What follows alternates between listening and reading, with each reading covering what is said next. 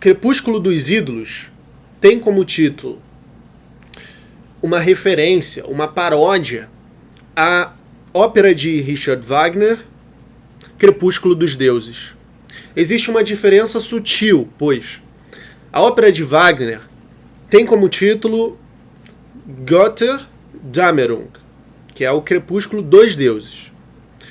A obra do Nietzsche, Crepúsculo dos Ídolos, se chama Götterdämmerung, que é Crepúsculo dos Ídolos. Mas a palavra Götzen dá a entender que não é tão fiel chamar esses ídolos de ídolos, que são falsos ídolos. Então, o título já diz algo bem interessante, né?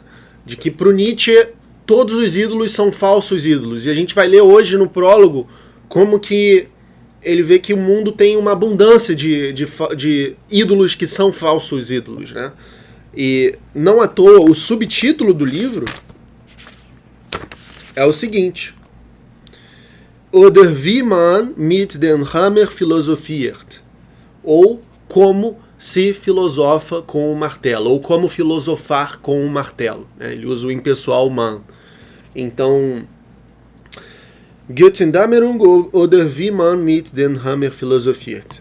Crepúsculo dos Ídolos, ou como se filosofar com o martelo. E o que ele quer dizer com esse martelo? Né? Esse martelo vai ser um símbolo, digamos assim, importante para essa obra, que inclusive tem um capítulo final chamado Fala o Martelo, uma espécie de epílogo da obra. Eu mencionei que o Crepúsculo dos Ídolos foi escrito quando Nietzsche estava em Turim. Quem conhece um pouco mais da biografia do Nietzsche sabe que a cidade de Turim foi uma cidade pela qual o filósofo ficou encantado. E que ele escreveu muito sobre a cidade de Turim, como essa bela cidade aristocrática, de ar puro, com as construções de cor ocre, com as grandes praças. E existe um filme brasileiro chamado Dias de Nietzsche em Turim, do diretor Júlio Bressani, que retrata justamente, com a narração das cartas e dos escritos do Nietzsche desse período, a passagem de Nietzsche por Turim até o seu colapso. É claro que, como é um diretor de cinema que trabalha com uma estética, com uma proposta não realista, o Júlio Bressani, do cinema marginal, ele não é um filme assim bonitinho, narrativinho, não, mas é um filme que se propõe a colocar o Nietzsche na estética cinematográfica, traduzir o Nietzsche para o cinema, fazer uma tradução intersemiótica, de um meio de expressão para o outro. E a própria literatura do Nietzsche é muito cinematográfica, ela é cheia de cortes, de elipses, de passagens. Então, eu acho que vale a pena assistir esse filme para quem quiser se aprofundar. Eu, inclusive, conheci o ator Fernando Eiras, que interpreta o Nietzsche, e ele escreveu até uma dedicatória para mim, exatamente na minha edição do Crepúsculo. Eu fiz um curta-metragem chamado Nietzsche em Português, que está disponível lá no canal do YouTube. E eu entrevisto o ator, o Fernando, o Júlio, a Rosa Dias, que é a escritora do roteiro do filme, e que também é uma grande pesquisadora de Nietzsche aqui no Brasil, né? Que deu aula na UERJ e tudo mais.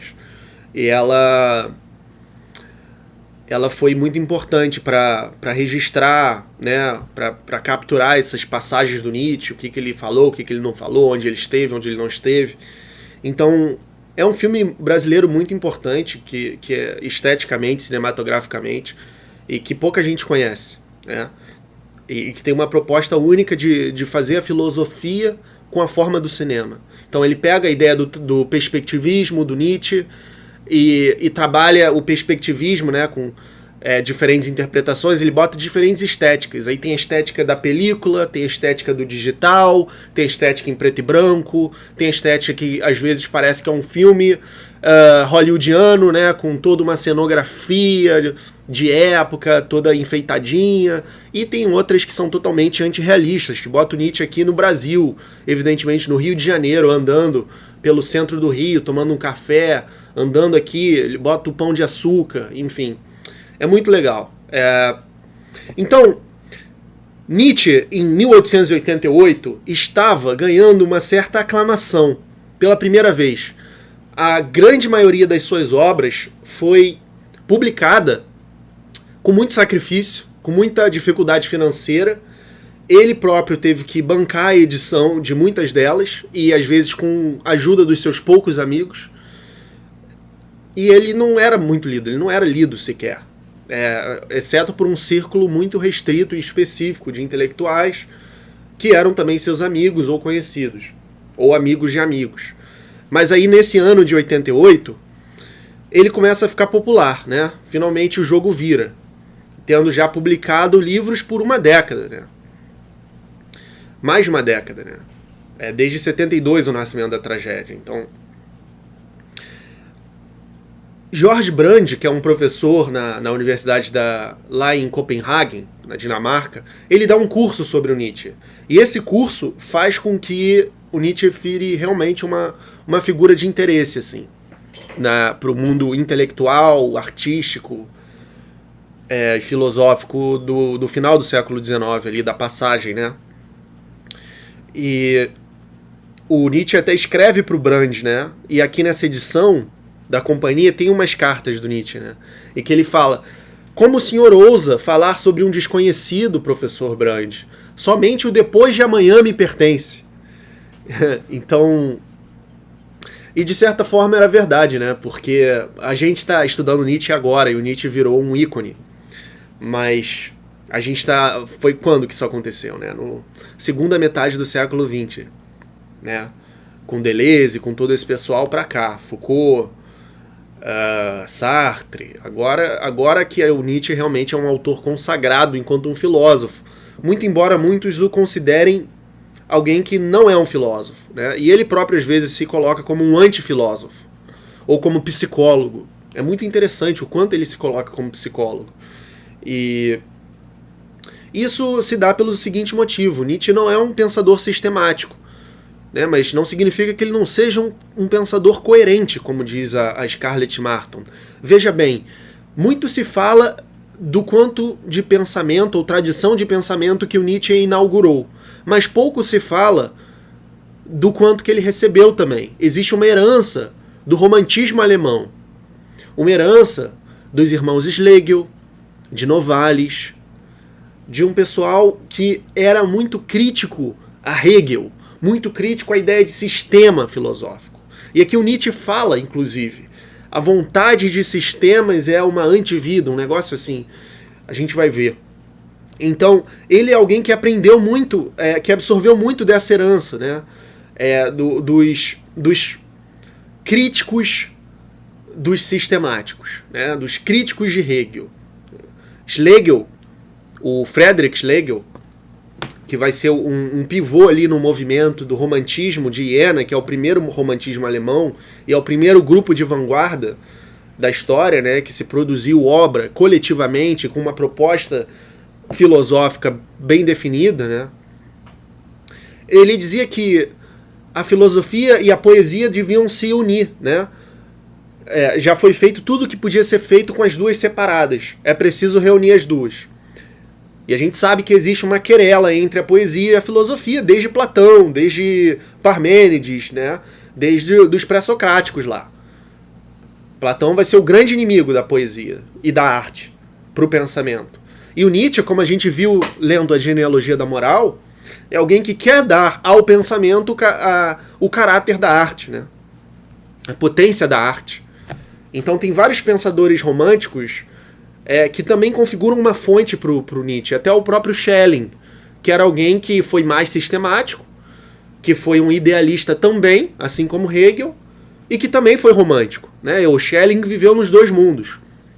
E que ele vai dizer, olha, somente a arte consegue penetrar no absoluto. Schelling trabalha com a noção de absoluto, Nietzsche não, né? Mais profundamente. Tem um limite para a ciência, tem um limite para o conhecimento racional. Mas o meio de expressão artístico, por exemplo, o romance, os românticos vão falar muito do romance, evidentemente, ele consegue caracterizar a realidade e encapsular verdades que o tratado racional não consegue, né? Então, ao falar de como a vida é, ele consegue capturar melhor a essência da vida para o Schelling, né? E é por isso que para o Schelling a arte vai ser o estranho objeto inanimado que pensa, né? É o espírito na matéria. Mas enfim, esse não é um curso de estética, não é um curso de romantismo alemão. Então eu só queria dizer que o Nietzsche ele bebe muito dessa herança também, até mesmo de Schiller, de Goethe, que são caras que vieram antes até dos românticos, são pré-românticos, mas que foram muito importantes para essa dignidade da sensibilidade, né, das artes também, para o pensamento. E depois vai vir todo mundo consagrando isso, com a tradição da crítica, né? A escola de Frankfurt, Walter Benjamin. Mas o Nietzsche, de certa forma, é um dos primeiros desses dissidentes que vão reconhecer o limite para a forma de expressão tradicional do sistema filosófico.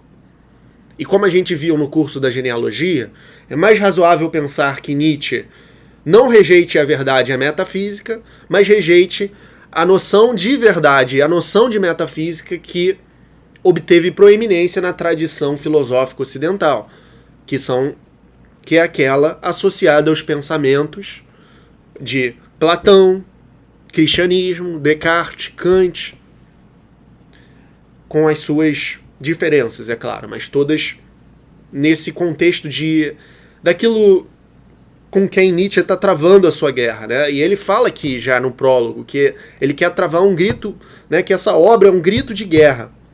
E ao mesmo tempo, o Crepúsculo dos Ídolos é um aperitivo.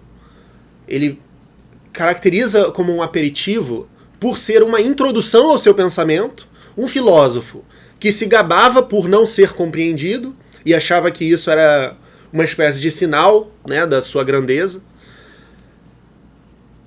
Ele parece estar desesperadamente desejoso de ser compreendido nesse momento. Quase como se ele estivesse antevendo o colapso que ele ia sofrer. Menos de 1 ano da escrita desse livro. É um aperitivo no sentido de ser uma introdução ao seu pensamento, onde vão estar reunidos os principais temas da filosofia nietzschiana, o perspectivismo, a rejeição da metafísica ocidental,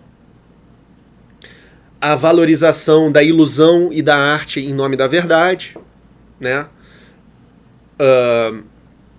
O apolíneo e o dionisíaco vão voltar, conceitos estéticos que ele apresenta, potências da natureza, né? Que ele apresenta lá no Nascimento da Tragédia, na sua primeira fase, vão voltar aqui.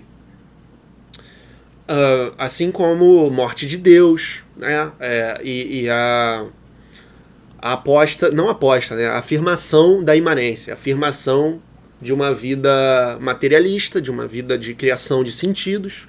E vocês sabem já quais são os limites que eu próprio tenho com Nietzsche. Apesar de ser um grande admirador, essa doutrina da vontade de potência e do aristocratismo, ontologicamente a vontade de potência e politicamente o aristocratismo do Nietzsche, eu penso que ele se equivocou. Mas valorizo todo o seu lado crítico e grande parte da sua filosofia afirmativa também, com Amor Fati, com Eterno Retorno. Mas aqui a gente vai ver um pouco de tudo isso de maneira bem concentrada, né? Inclusive o livro no qual Nietzsche afirma que eu falo em um livro o que outros levam... Eu falo em algumas linhas, algo assim, né? Em uma linha, o que outros levam um livro inteiro para falar. Ou melhor, que não conseguem falar em um livro inteiro. Então tem um pouco da brilhante arrogância do Nietzsche aqui também. Assim como tem no Et Homo bastante dessa arrogância, que vai ficando cada vez mais radical à medida que o colapso dele se aproxima, né? Então, O Crepúsculo dos Ídolos é o segundo dos 5 livros que Nietzsche escreve nesse ano incrivelmente intenso e produtivo que foi o que Nietzsche passou em Turim antes do seu colapso mental, que foi o ano de 1888. Então eu vou ler para vocês rapidinho aqui uma passagem da linha do tempo, da biografia da Supre do Nietzsche, né? Eu sou Dinamite, para vocês verem o que aconteceu no ano de 88. Finalmente ganha a aclamação do público depois das palestras de George Brand sobre sua obra em Copenhague.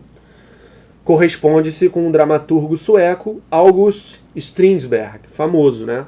Muito influente no cinema do Bergman.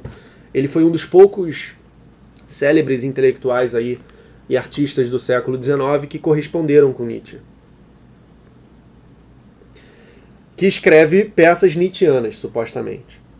Nietzsche descobre Turim, onde escreve o caso Wagner, abandona a vontade de poder. O que acontece? Ele tinha esse grande projeto de livro, que era a vontade de poder, que ele vai abandonar para um novo projeto, que é a tresvaloração ou transvaloração de todos os valores, do qual o Anticristo seria o primeiro livro, mas que vai acabar inacabado também, porque justamente ele vai sofrer o colapso, né?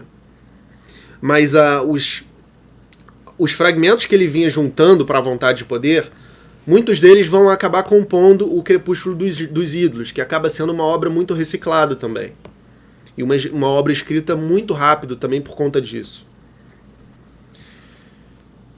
Completa em rápida sucessão Crepúsculo dos Ídolos, o Anticristo, sua autobiografia final Et Homo e Nietzsche contra Wagner.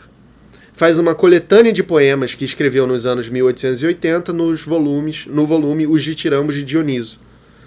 Apresenta sinais evidentes de colapso nervoso em cartas cada vez mais bizarras.